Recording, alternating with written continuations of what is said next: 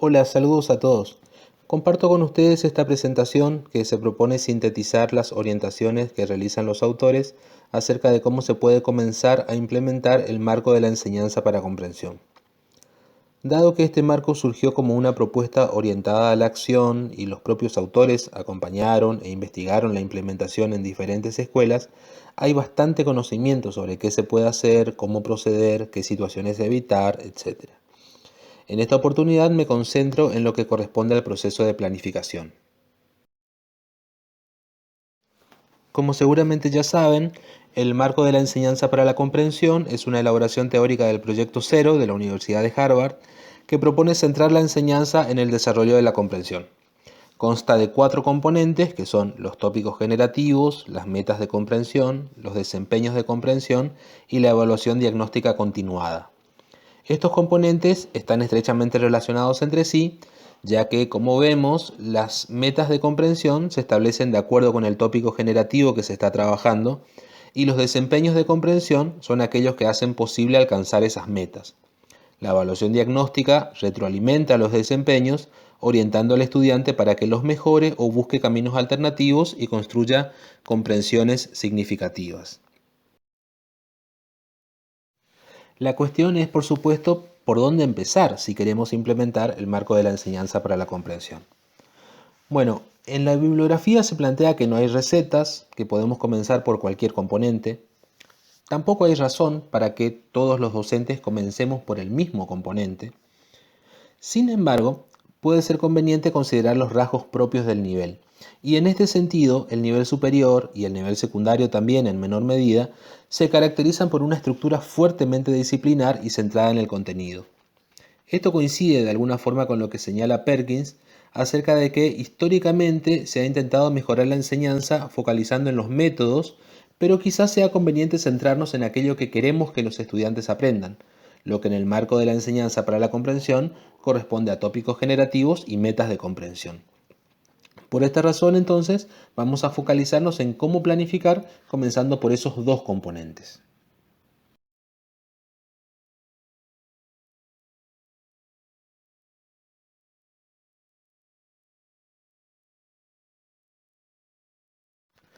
Recordemos que los tópicos generativos son temas, ideas centrales para una o más disciplinas o dominios de conocimiento, resultan interesantes para los estudiantes y para el docente, son accesibles, es decir, el estudiante puede encontrar fácilmente los recursos para poder estudiar ese tópico, y además permiten que el estudiante conecte lo estudiado con su experiencia personal dentro y fuera de la escuela.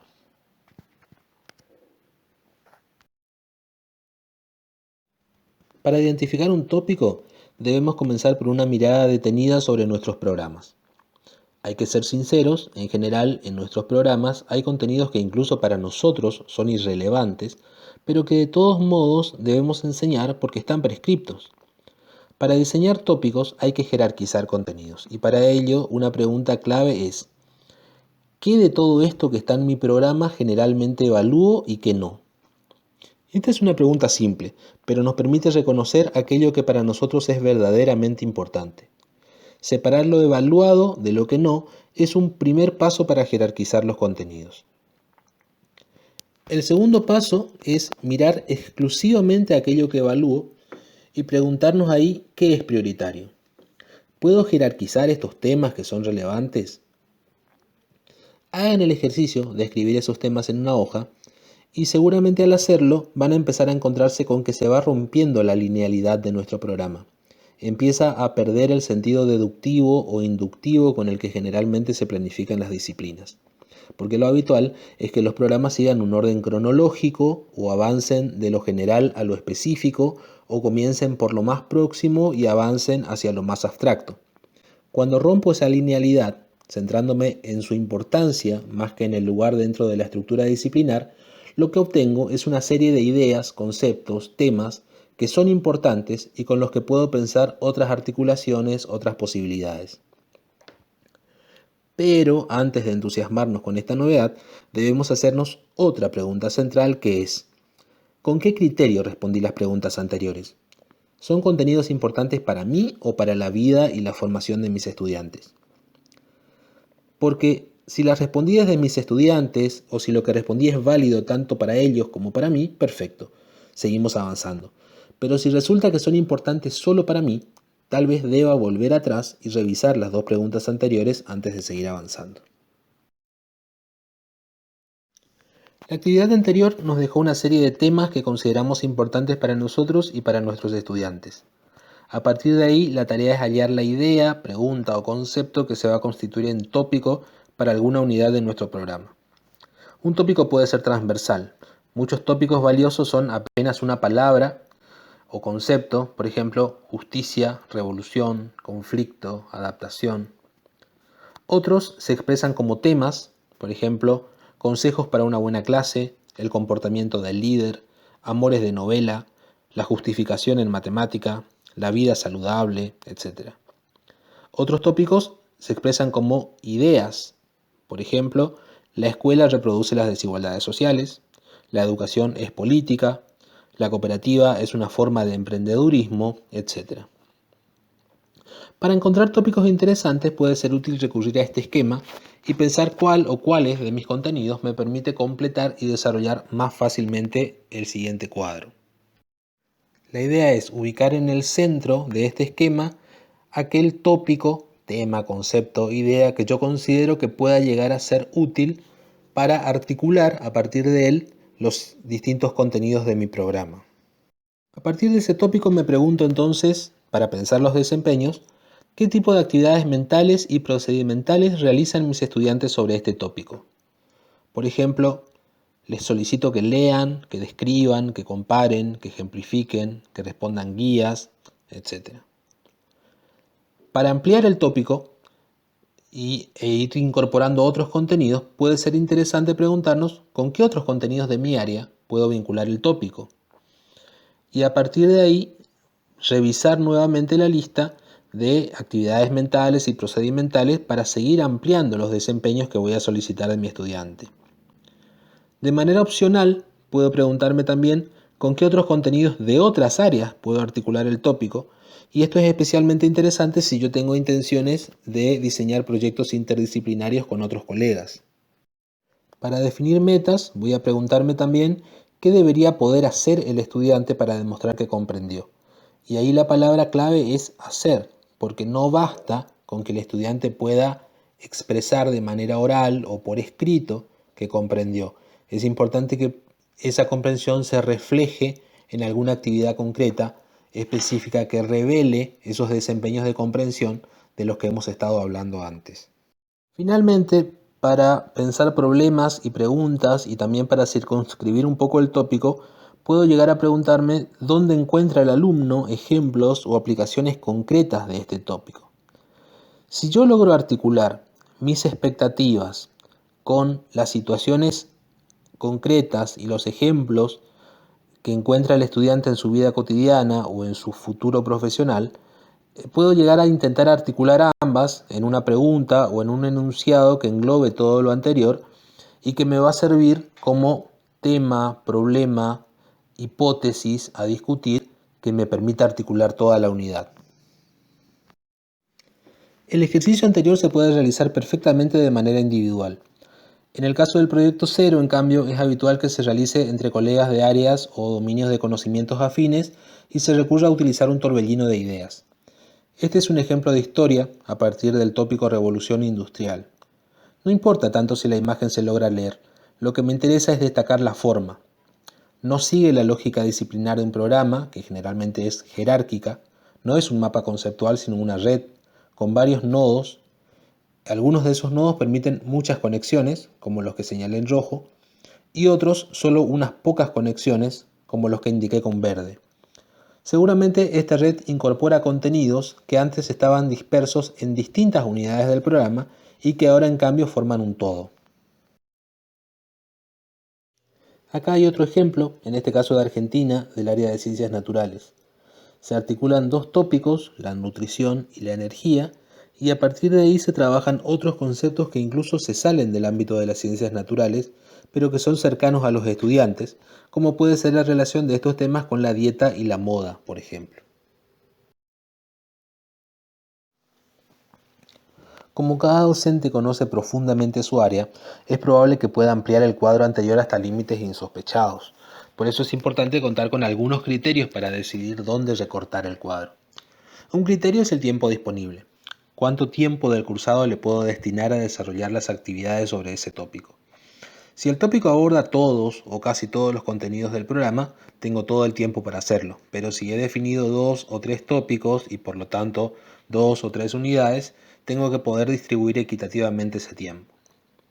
Otro criterio para recortar el alcance del cuadro es la complejidad del contenido.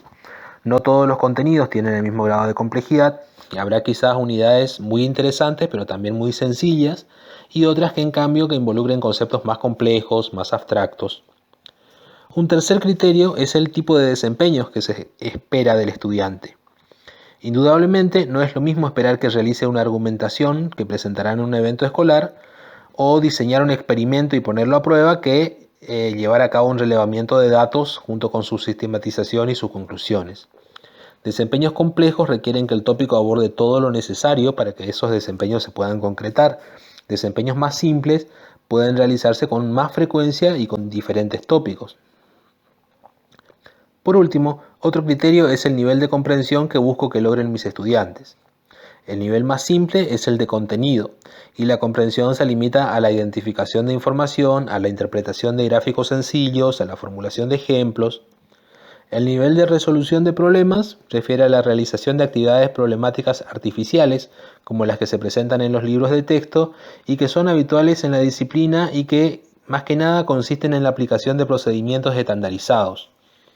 El nivel epistémico es más alto, requiere de argumentación, toma de posición, discusión y se basa en el modo en que se produce el conocimiento disciplinar.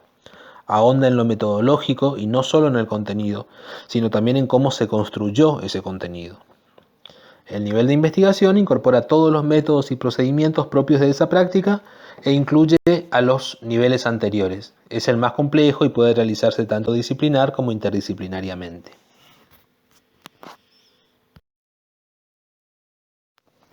Habiendo definido los tópicos y definido el alcance de cada tópico, ¿qué hacer? Bueno, lo que sigue es formular las metas de comprensión. Se puede optar por alguna de las siguientes opciones. Interrogarnos acerca de qué preguntas me gustaría que puedan responder mis estudiantes al finalizar la unidad. Estas preguntas pueden provenir de las aplicaciones de la propia disciplina, de la vida cotidiana del estudiante o de la profesión para la que forma la carrera. Y podemos preguntarnos también qué ideas, planteadas como enunciados, me gustaría que el estudiante comprenda. Es lógico suponer que las metas que formulemos la primera vez no sean perfectas, pero si hemos decidido comenzar priorizando los tópicos generativos, tenemos al menos la certeza de que hay allí un tema, una idea que nos permite organizarnos e ir precisando las metas de manera progresiva, a veces incluso junto con los estudiantes.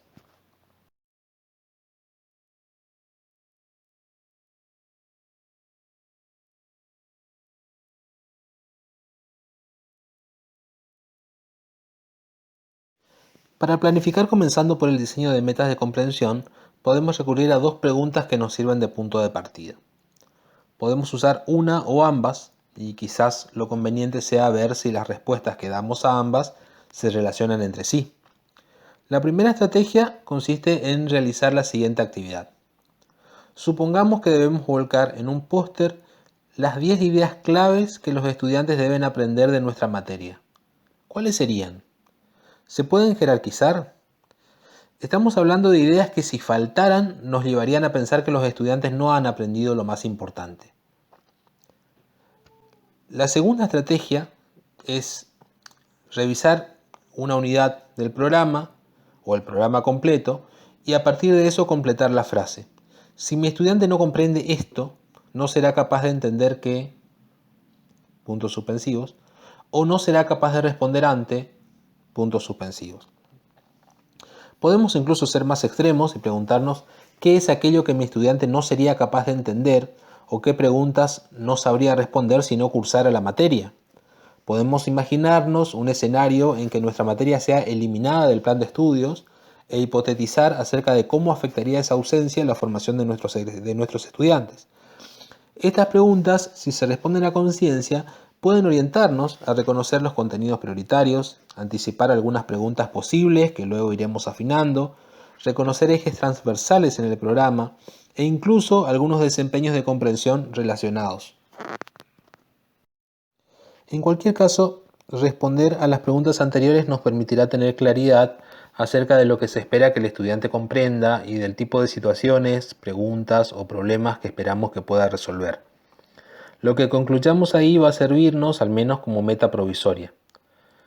Una vez definida esa meta, debemos preguntarnos por los desempeños. ¿Qué debe poder hacer el estudiante para demostrar que alcanzó la meta? No basta con unos pocos desempeños. Cuanto más desempeños seamos capaces de enunciar, más probable es que estemos ante metas potentes, bien seleccionadas y formuladas.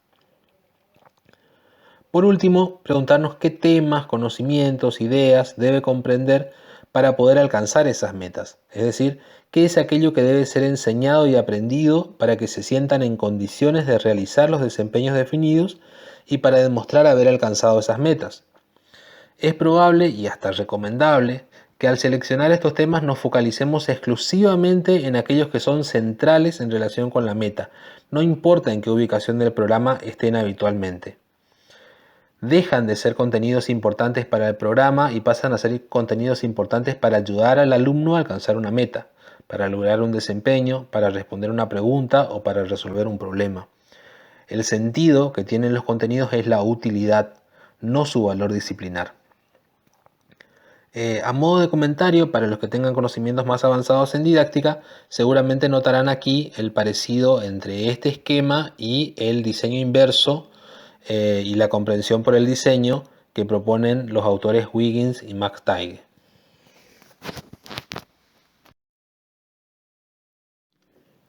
Con la intención de poder revisar a simple vista las relaciones entre hilos conductores, tópicos generativos, metas de comprensión, desempeños y evaluación, los autores del Proyecto Cero diseñaron esta planilla. Hay que aclarar que no es obligatorio utilizarla, tampoco sustituye al proyecto de cátedra o al diseño de secuencias de enseñanza.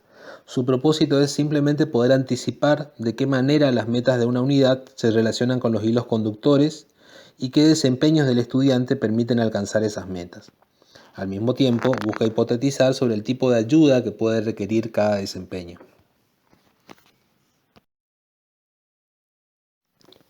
Esta es la parte superior de la misma planilla, que comparto a modo de ejemplo. En este caso, el título del tópico es Las gotas en el fondo del balde. Y vemos que tanto los hilos conductores como las metas específicas son coherentes, ya que buscan que el estudiante comprenda el mundo a partir de la ciencia, en este caso, comprender el agua, y a su vez analicen cómo cuidar ese mundo, en este caso, mediante la preservación del agua. No comparto la parte inferior de la planilla, pero la pueden consultar en el texto del que está tomado. Lo que me interesa es poder mostrar un ejemplo concreto de cómo se diferencia un hilo conductor de una meta específica. Las metas de comprensión específicas se limitan a una unidad, por eso las que aparecen expresadas en relación con las gotas en el fondo del balde se limitan exclusivamente a esa temática, mientras que las de arriba, que aparecen expresadas sobre esos renglones curvos que vemos, son los hilos conductores. Esos hilos conductores van a ser los mismos para todas las unidades del programa y cada unidad del programa, cada tópico generativo del programa, va a intentar responder a esas preguntas, pero en función de contenidos diferentes.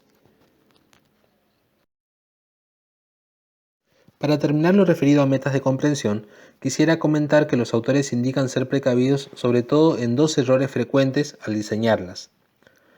Uno de esos errores consiste en plantear metas demasiado imprecisas, como por ejemplo, que piensen críticamente sobre amplia variedad de fuentes como libros, películas y experiencias personales. Este tipo de metas no guarda relación con ningún tópico en particular, no aclara qué tipo de desempeño se espera del estudiante, ni hace posible que el docente prevea de qué manera va a acompañarlo mediante la evaluación continua. El otro error es formular las metas de comprensión en un lenguaje inaccesible para los estudiantes. Por ejemplo, que los estudiantes comprendan que la racionalidad tecnocientífica puede resultar peligrosa al aplicarse a temas propios de la reflexión ética. La meta está bien formulada, pero probablemente para muchos estudiantes los términos empleados sean confusos y por lo tanto no les permitirán autorregularse y autoevaluar sus desempeños para intentar alcanzar esa meta.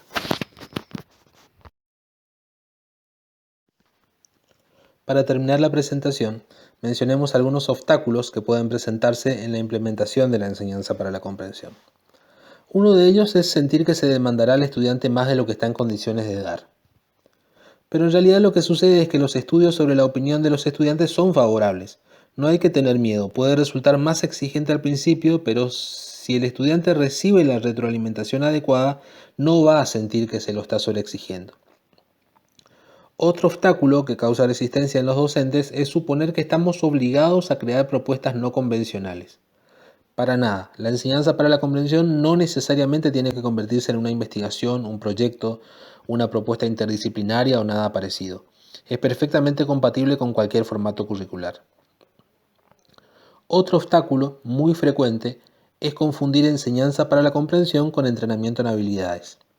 Aunque los desempeños de comprensión, como la justificación, la demostración, la argumentación, la indagación, son centrales, no se trata de entrenar a los estudiantes en cómo se justifica, cómo se demuestra, cómo se argumenta y pedirle tareas reiterativas. La comprensión siempre es contextualizada a un tema concreto y en función de preguntas o problemas concretos. El estudiante no aprende a argumentar, sino que aprende, por ejemplo, a argumentar sobre las decisiones que toma para diseñar un experimento. Siempre se trata de situaciones concretas bien especificadas. Y el último obstáculo, para mí personalmente el más habitual, es confundir comprensión profunda con erudición. Y no es lo mismo. Comprender profundamente significa poder realizar numerosas operaciones intelectuales a partir de un tópico. No consiste en dominar el tópico a nivel disciplinar experto.